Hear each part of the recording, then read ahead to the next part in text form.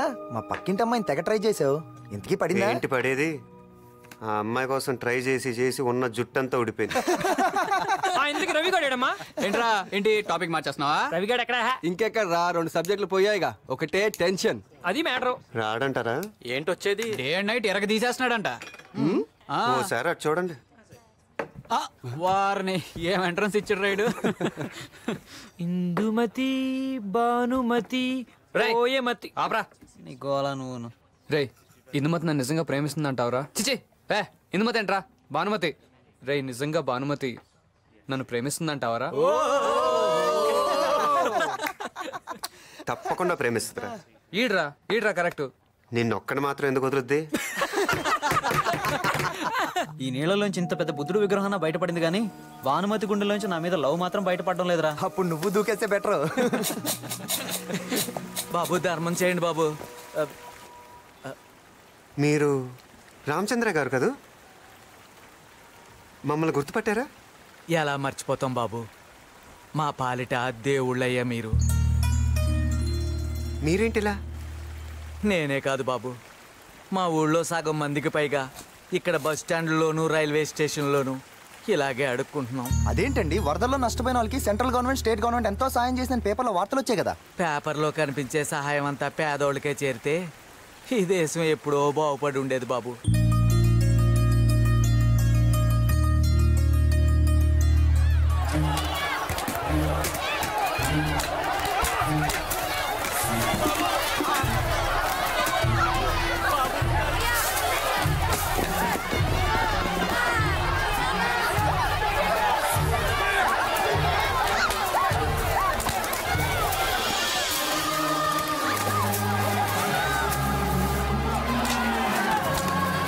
వంద మందికి సరిపడే సహాయాన్ని 2000 మందికి సరిపెట్టాలని చూస్తున్నారు.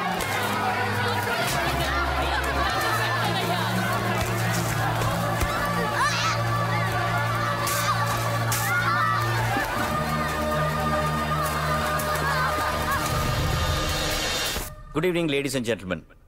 Now the Honorable Chief Minister will address this gathering. Sir.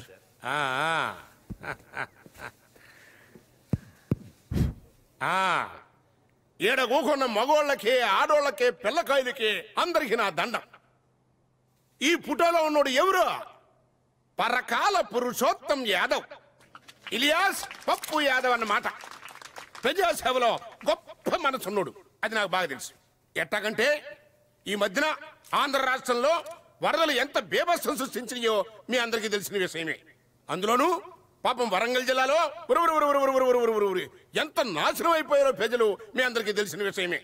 మరి ఆ వరద బాధితుల కోసం మరి పిల్లకాయ్ తన కష్టార్జితం నుంచి స్వయంగా 5 కోట్ల రూపాయలు, 2 కోట్లు ఏమన్నారుగా, ఇంకా 2 కోట్లు పెంచమంటున్నాడు. చెప్పారు కదా, పిల్లకాయ మనసు ఎన్నపూస సూత్తే కరిగిపోద్ది. ఏమండే, ఒక్కసారి కళ్ళు మూసుకుని ఊహించుకోండి, ఇసంటి పిల్లకాయ అసెంబ్లీలో కూకున్నాడు అనుకో, ఎంత అందంగా ఉంటది. అందుకనే రేపు వరంగల్ జిల్లాలో జరగబోయేటువంటి బై ఎలక్షన్ లో ఈ పిల్లకాయ పప్పు యాదవ్ని మా పార్టీ తరఫున క్యాండిడేట్ గా ప్రకటించడం కోసమే ఈ భారీ ఎత్తు పార్టీ ఏర్పాటు చేశారని మనవి చేస్తున్నా. అందుకనే మీ కరతాళ ధ్వనులతో మీ అంగీకారాన్ని ప్రకటించమని మనవి చేసుకుంటూ తప్పట్లో అదే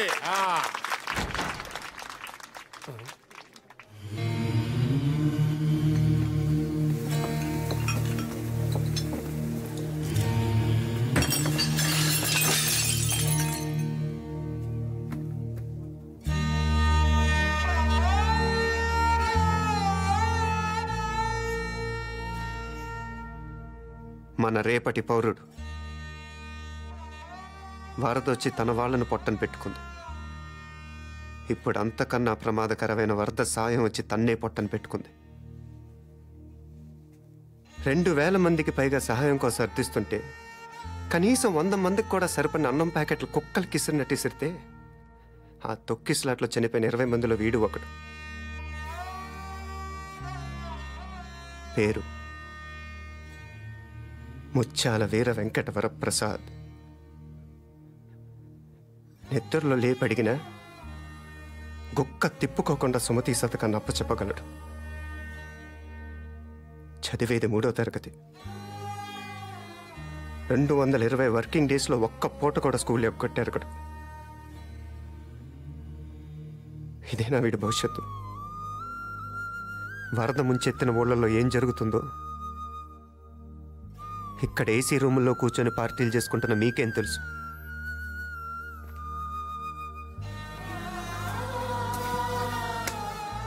ఆకాశంలో ఎగురుతూ కిందకు చూస్తే అంతా పచ్చగానే కనిపిస్తుంది. దిగి నేల మీద నడిస్తే ఇలాంటి నిజాలు బయటపడతాయి.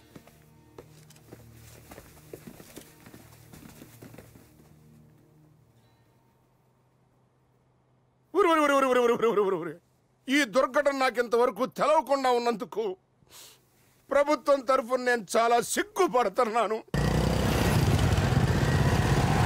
ఇప్పుడు అమ్జద్ గడ్ ఫోన్ చేశాడు రా. వరద సాయం నా పప్పు యాదవ్ మనుషులే లారీలో స్టేట్ దాటించేస్తున్నారంట.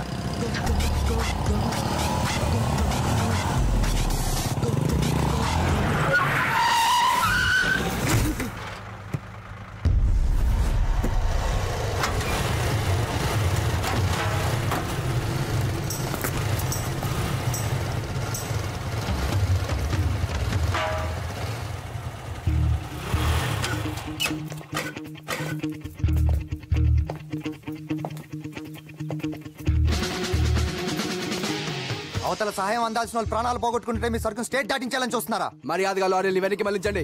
లేకపోతే ఏం చేస్తావరా? చంపేస్తావా? చంపను, చావుని పరిచయం చేస్తాను.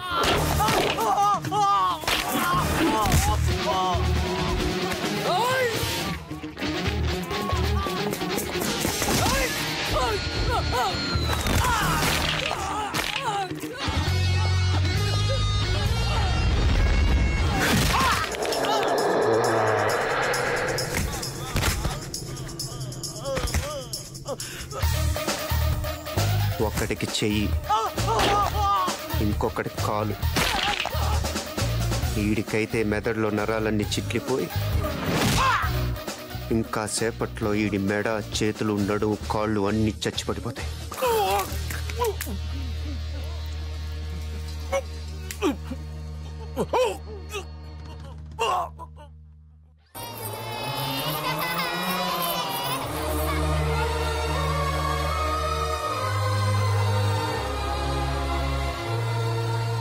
బాబు, పెద్ద పెద్ద రాజకీయ నాయకుల వల్ల కూడా కాంది మీ వల్ల సాధ్యపడింది. చాలా సంతోషం.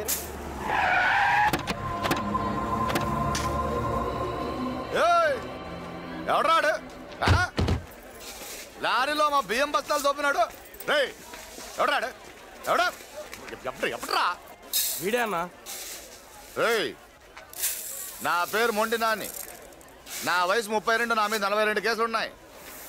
నాకెవరు లేరు, తల్లిదండ్రులు లేరు, దేవుడు లేడు, ఎవరు లేరు. నా బావ ఒక్కడే. నా బావ కళ్ళలో ఆనందం చూడాలని ఈ నియోజకవర్గ ఎమ్మెల్యేని వేసేసినని తెలుసా? దేనికి? ఇక్కడ బై ఎలక్షన్లో ఆయన గెలవాలని. ఇదిగా నా బ్యాక్గ్రౌండ్ తెలిసి నాకు ఎదురొచ్చినాడు ఎవడు ఓటర్ లిస్టులో ఉండడు. నాతో అంటే నా బావతో పెట్టుకోవద్దు. ఇంకా పెట్టుకోలేదు, కానీ ఇప్పుడే పెట్టుకుందాం అనుకుంటున్నాం. ఇదిగో Ajay Kumar, MCom top ranker, ఈ ఊరోడే. రాబోయే ఎలక్షన్లో మీ బావకు అపోజిషన్గా నుంచునే దీడే.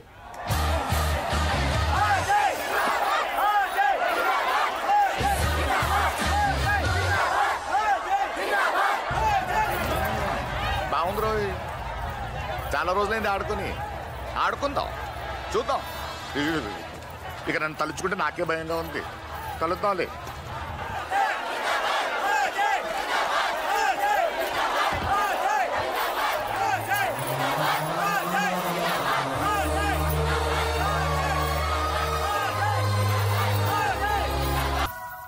ఏంట్రా, మీ 10గురు కలిసేసి రాజకీయం నడిపేసి ఎలక్షన్లో గెలిచేద్దాం అనుకుంటున్నారా?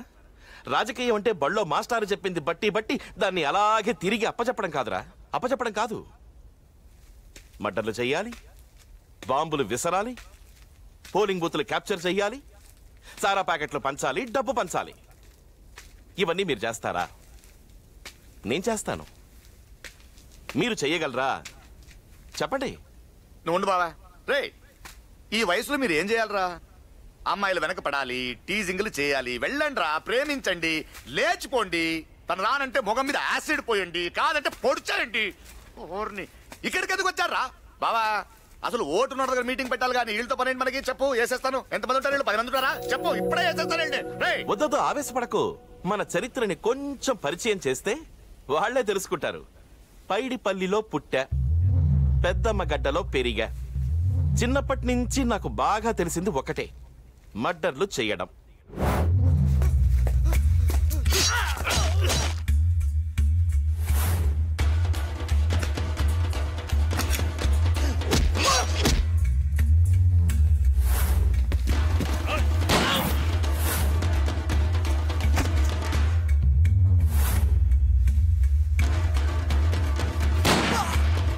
చూడండి, మీ చేతుల్లోకి డిగ్రీలు రావడానికి మీరు ఎంత కష్టపడ్డారో, ఈ పొజిషన్కి రావడానికి నేను అంతే కష్టపడ్డా. మర్యాదగా మాట వినకపోతే ఒక్కడు కూడా ఇంటికి తిరిగి వెళ్ళడు. అర్థమైంది కదా? విత్డ్రా అయిపోండి. అయిపోతారులే బావా. ఏంటే అయిపోతారుగా? అయిపోతారు, లేకపోతే వీళ్ళు అయిపోతారు. రే రండి రా బావా.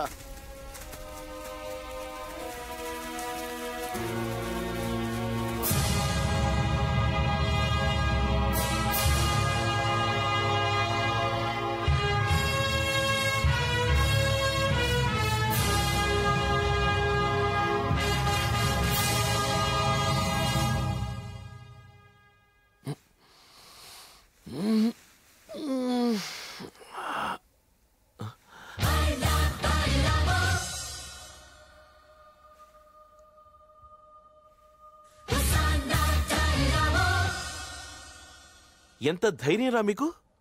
నా ఇంట్లోకి, నా బెడ్రూమ్లోకి వస్తారా? మిమ్మల్ని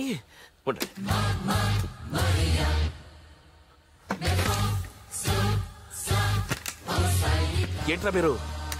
ఏంటి ఎవరితో పెట్టుకుంటున్నారో తెలుసా? జరగండి, జరగండి.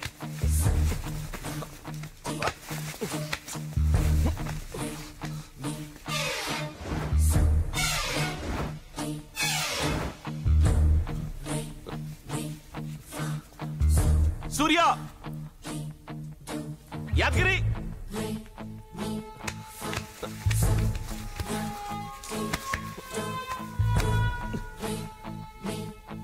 మాట్లాడండ్రా. ఏం కావాలి మీకు? ఏం కావాలి? మాట్లాడండ్రా. ఏదైనా ఉంటే కూర్చొని మాట్లాడుకుందాం. రే సూర్య, రే యాదగిరి, ఎక్కడ చచ్చారా?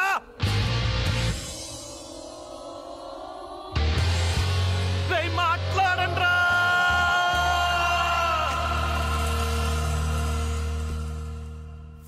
నా గురించి కూడా కొంచెం పరిచయం చేద్దామని.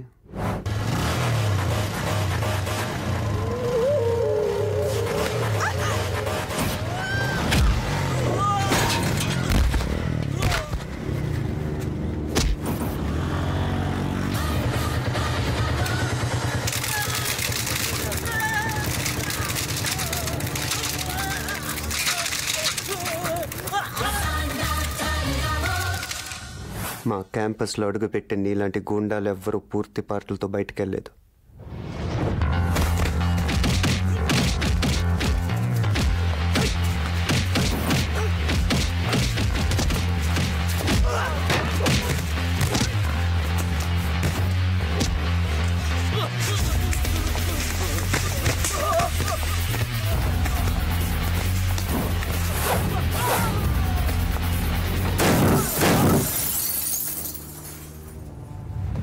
మళ్ళీ ఇంకెవడు అడుగు కూడా పెట్టలేదు.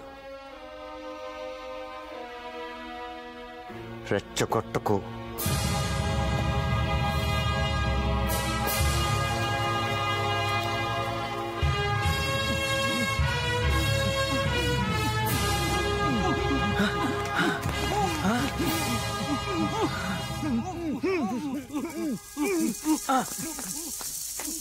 నాయనో, ఇలా ఉంటే ఎలా బాబా? బాబా బాబా బాబా మాట్లాడు బాబా. ఇదిగో ఆ కాలేజ్ కుర్రోళ్ళందరినీ బాంబు పెట్టి లేపేస్తాను బాబా. మాట్లాడు బాబా. బాబా బాబా మాట్లాడు బాబా. మాట్లాడు బావా. బావా కాలేజ్ మొత్తాన్ని పంపెట్లేపేస్తాను బావా. బావా మాట్లాడు మాట్లాడు బావా. ఏం మాట్లాడతాడు? ఇదే నిశ్శబ్దంతో 100 బాంబులు 1000 కత్తులు సృష్టించని బేబచ్చం ఆ సిద్ధార్థ గాడు సైలెంట్ గా చూపించిపోయిండు. ఆ రోజు గాంధీ మహాత్ముడు అహింసా అనే ఆయుధాన్ని అడ్డం పెట్టుకొని గిట్లాగే నిశ్శబ్దంగా ఉంటే లక్షలాది బ్రిటిష్ వాళ్ళు వెనక తిరిగి పారిపోయారు. ఆ సిద్ధార్థ కళ్ళజోడు చేతుల కర్ర లేని మహాత్ములు అంటాడు. మామూలోడు కాదు, అరచేట్ల సముద్రం చూపించిపోయిండు. ఆ సముద్రంలో నువ్వు దూకై. అవునరా బామర్ది, వాడుండగా గెలవడం మన వల్ల కాదు. గెలవలేకపోతే ఏసేద్దాం వాళ్ళని. మనం చేయాల్సింది గూండాగిరి కాదు, రాజకీయం. వాడు మనల్ని ఎలా సైలెంట్ గా దెబ్బతీసాడో అలాగే మనము వాడిని సైలెంట్ గా కొట్టాలి. అంటే ఏం చేయమంటావు? ఈ లాయర్ చెప్పినట్టు కత్తులు బాంబులు పక్కన పెట్టి గాంధీ లెక్కన కూర్చోమంటావా? ఈ ఎలక్షన్లు అయ్యేదాకా మనకు కూడా గాంధీ గారి రూటు తప్పదు. ఆ సిద్ధార్థ గాడి గ్యాంగ్ ని కట్టేసి జనాల్లో సింపతిని కొట్టేయాలి. అర్థమైపోయిందిలే బావా, నాకు కూడా కొంచెం రాజకీయం తెలుసు. అదేరా, ఇప్పుడు నేను బావ మీద బాంబేయాలా, అది వాళ్ళు వేసినట్టు ఉండాలా? అంటే బావా నువ్వు తప్పించుకున్నా బాంబేస్తా, కానీ నిన్ను చంపడానికి ఆళ్ళు బాంబేసన్న అటెంప్ట్ మర్డర్ కేసు కింద అడ్డు బొక్కలతో సిద్ధం. అయితే నువ్వే ఏదో కేసులో జైలుకి వెళ్ళి అక్కడి నుంచి ప్లాన్ చేయి బాంబేసేది. మంచి ఐడియా ఇచ్చావు లాయరు. వేరేదో కేసు ఎందుకు, నిన్నే అటెంప్ట్ మర్డర్ చేశారని కేసు లాయర్వి కదా.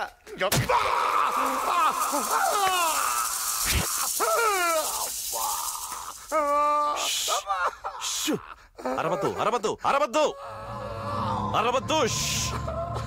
నువ్వు అలాగే వెళ్ళి మొండినాని మీద రిపోర్ట్ ఇవ్వు.